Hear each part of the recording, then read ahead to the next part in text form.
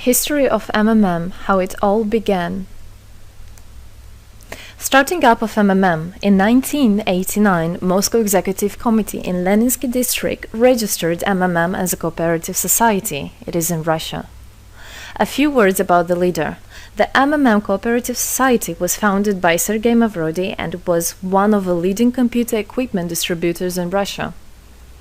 Sergei Mavrodi, having a degree in maths, worked as a programmer and took part in the development of the first operating systems. Few words about his decision to make his own company is the fact that having worked as a simple worker from 8 to 5, he understood that freedom is the most important for him, because that work of 8 to 5 is literally a slavery. At any point, at any time, the company can throw you out and you'll be left without nothing, although you could have worked in that company for years and years. So he realized it. This is why he decided to create his own child, and he knew whatever his efforts will be, it will come back to him in form of dividends and income. Free of charge travel campaign. In 1992, the brand became universally recognizable after Mavrodi offered several times to all the residents of Moscow a day of free of charge travel in metro, Moscow subway. Pretty smart. Birthday of MMM. On October 20, 1992, the joint stock company MMM was registered. In fact, it is a birthday of MMM in the traditional form in which people got used to consider it. The shares of MMM on sale. February 1st, 1994, the shares of MMM went on sale, and people immediately began to buy them. Moreover, the company willingly bought them back on a new, higher rate, which grew very fast at about 100% per month. The company's principle today is always more expensive than yesterday worked perfectly. Few words about that. Why did he do that? As you might know, in 1991, the Soviet Union fell. So if until at the time of the Soviet Union, everything that there was in the country, like properties, different companies or whatever that was bringing some goods, was national. So any person of the country was entitled to have a share of that production, of that company. Everybody was equal. But when the Soviet Union fell, what it meant is that all the companies, all the properties had to be privatized. So you can imagine there is a company, a huge company. People worked there for years and years. And at one moment, there comes a person and says, all that is mine. Yes, this was the case. And obviously that information, that laws about the fact that it was possible to privatize was kept only for a small group of people for obvious reasons. So a simple worker who worked in that company for years and years or all his life didn't know he can actually come and say by law that that is his.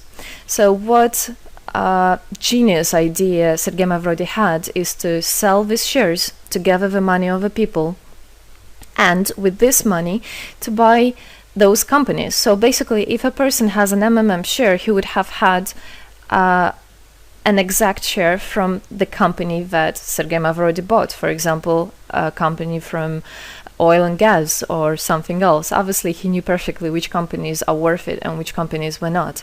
There was quite a battle there. So as you can see, his idea was great, but let's see what happens. Government is trying to hinder MMM's activities. Surprise, surprise! Planned by the Russian government, MMM 94 was intentionally collapsed. It began when tax inspectors accompanied by OMON officers passed through the crowd of depositors and went inside the central office of the company to give a notice about the planned tax inspection. Right. So obviously, the small group of people that I was talking about is the government people, is the people that have connections and so on. And they wanted, obviously, all that money, all those properties to be kept in their hands. This is how the nowadays oligarchs were made. At that moment, they had nothing. In one day, they got loads of money. And now you can know them as very rich people who made their money on the back of a nation. So obviously they did something just to provoke some panic going through the crowd. Obviously, for any financial institution, a panic is really bad. As I remind you, at that time, MMM was selling shares, was a share stock company, let's say. Mavrody's arrest. Sergei Mavrody was arrested on tax evasion charge. Really lame excuse. It wasn't at all like that. What happened, even the person that was in charge with giving the arrest, he told him that there was no other option for them. They had to do something, even though it was illegal what they were doing, but they had to do it as they were afraid of him. Because, as he said, another 2-3 months and in whole Russia there would be no government, no banks, nobody, only Sergei Mavrody, that who holds the money nowadays. This is in charge. So he was arrested, and his arrest was broadcasted live on all TV channels, obviously to show off more, to show people how bad he is, and actually the government didn't do anything wrong. On the same day, there was a storm of the central office of MMM. The company was prescribed to recover 49.9 billion rubles to the budget. Huge money. The question about the money in MMM 94 is open, as no one still can give an answer where it is. The authorities simply turned a blind eye to it, although hundreds of eyewitnesses are ready to confirm, even under oath in court, that they saw 17 trucks take out cash through the back door. So unfortunately at that time there was no internet, no bitcoins, no other internet wallets, and all the money were obviously kept in cash in the MMM offices. And the government took advantage of it. They just came, took it out, and then they said nothing. Moreover, they didn't say where the money went. They even made the way to make people believe that Sergei Mavrody was the one who took all those 17 trucks of money and disappeared. But obviously it wasn't the case. It was a simply lame excuse. Demonstrations against state authorities. August 1994. Thousands of MMM depositors affected by the artificial collapse of the pyramid protested and demanded to set Mavrody free.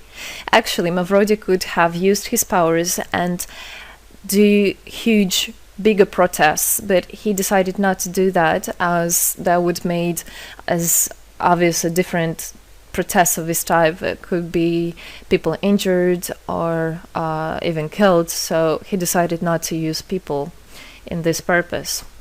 It was very noble from him to do that.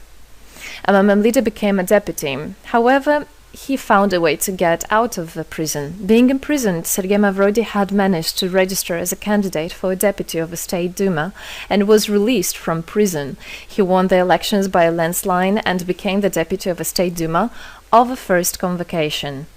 So, as a deputy in Russia, they have privileges. This is why, becoming a deputy, he was set free. The State Duma is against Mavrody. Surprise, surprise! The State Duma deputies deprived Sergei Mavrody of his deputy plenary powers due to his permanent absence at the Duma's meetings. That incident was the only one in New Russia's history. Sergei Mavrody wasn't interested at all in politics. It's not he hates politics, as he said it many times. So he became a deputy only for the reason to get out of a prison. That's it. He wasn't interested to go to at their meetings, as he himself considered as well the people there as being quite silly and not worthy to spend time with. But this was another lame excuse for them to deprive him by saying that he is absent. A candidate for presidency.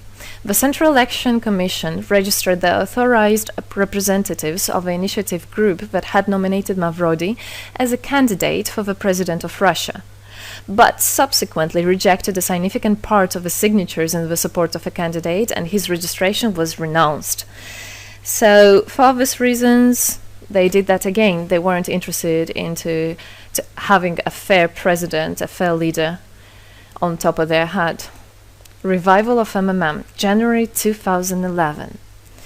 Sergei Mavrody renounced launching launching a new project of MMM 2011. Together we change the world. Previously, there were simply no analogues of similar systems in the world.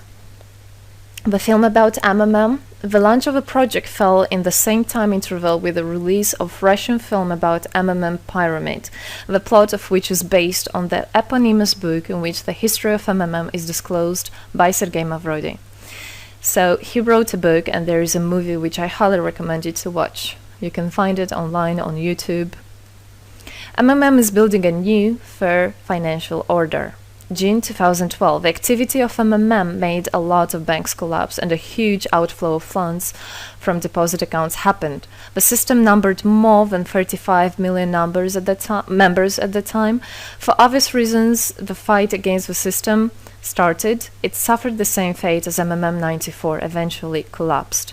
So what happened? A lot of banks, as I already said, had a huge outflow, and another minus of the system of that time was that it wasn't really quite a community, because the money was still kept by the managers in MMM. So it wasn't the same idea as it is now, comparing it now, where people exchange money between themselves. You don't need to put it in a central account.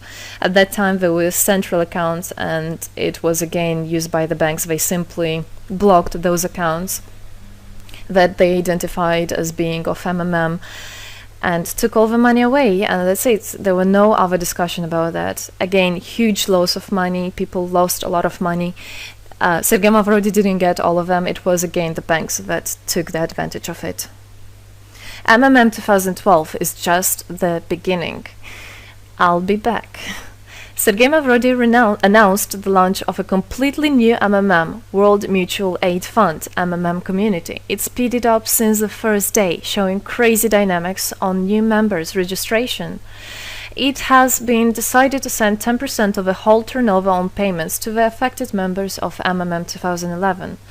So again, another genius idea. In order not to make central accounts, in order not to gather the money somewhere, now the money are spread directly between participant itself. You can just check in your account online whom you should transfer the money to. So MMM now is connecting all the people between themselves in exchange, so that they can exchange the money and get benefits of it. It's amazing and it's crazy, but it is true. MMM is growing. Some short facts. 2012, MMM started its development in India. It had great, huge developments. 2012-2013, following India, MMM Bangladesh was launched as well. 2013, MMM Indonesia was launched. 2014, MMM Hong Kong. And it's not the end. MMM Global, 2014. MMM Global started up in the spring 2014. It is a voluntary network, a community of millions and millions of people from more than 100 countries worldwide. So there is already MMM settled in Argentina, Brazil, Philippines, Hong Kong and other, and all the rest of people in the world from all the countries of the world are able to participate as well.